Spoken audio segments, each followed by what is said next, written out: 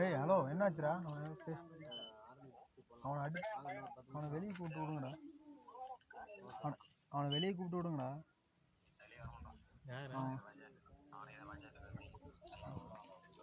குமாரையும் வெங்காச்சி கூப்பிட்டு விட்றான். அவனை பார்த்துக்கணும். அவன் 2 பேத்தையும் மட்டும் கூப்பிடு, வேறு யாரும் கூப்பிடணும். தரத்தமே வெளியே. சரி நான் வந்துடுறேன். 5 நிமிஷம் தான் முடிஞ்சு. சாமி படையல் போட்டாங்க.